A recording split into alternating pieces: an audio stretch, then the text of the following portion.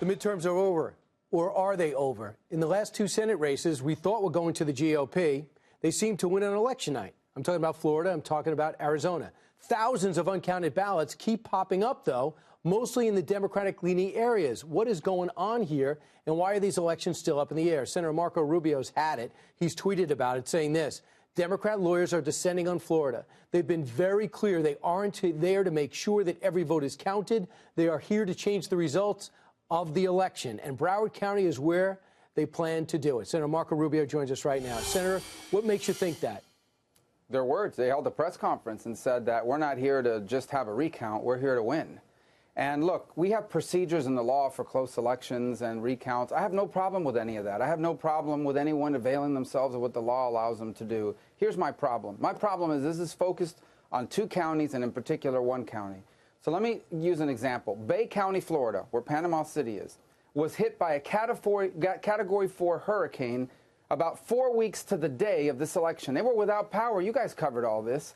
They did all their ballots at a 52% return rate, 52% turnout despite the hurricane. They did all their ballots, submitted them on time. They were done basically on election night early the following morning, very early. Broward County, 48 hours later, is still counting.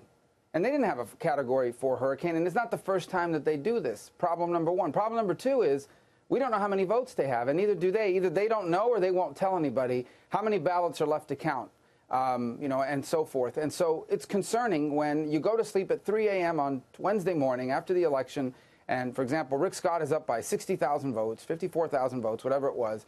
Today is at 17,000.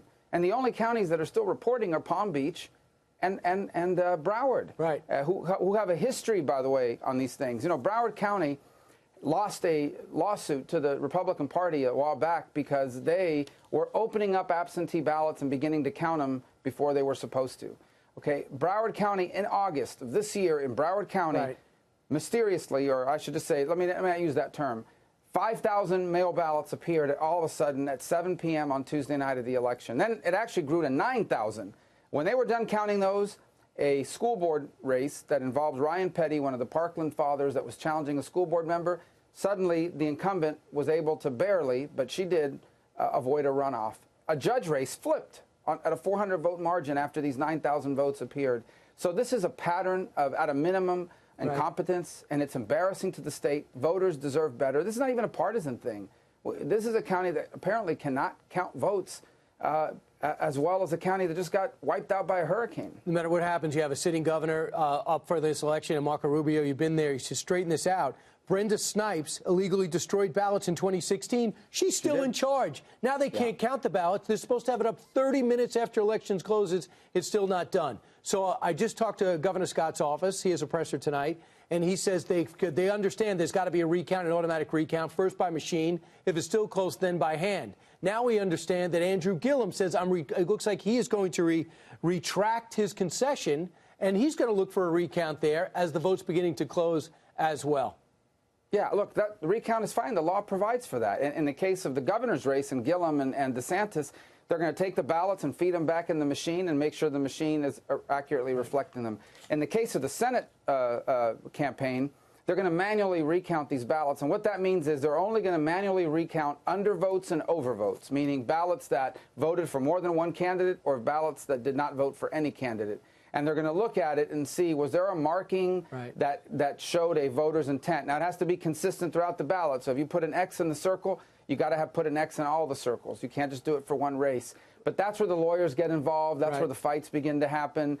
And that's where we have seen races in the past suddenly turn. My problem is, if this was something we were seeing in multiple counties, it's in one county, and it happens to be a very Democratic county. Look, people have a right to be concerned about it. Senator, real quick, Mark Elias is coming in. He's a Clinton attorney. And guess what? Works for Perkins Coie. And guess what? They hired Fusion GPS, who hired Christopher Steele. We're back in the dossier conversation. Mark Elias is back in our lives as a country.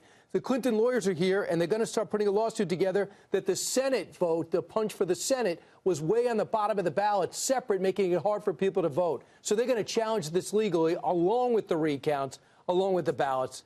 We might have another mess in Florida, but you're at least standing up ahead of time instead of talking about it in the aftermath.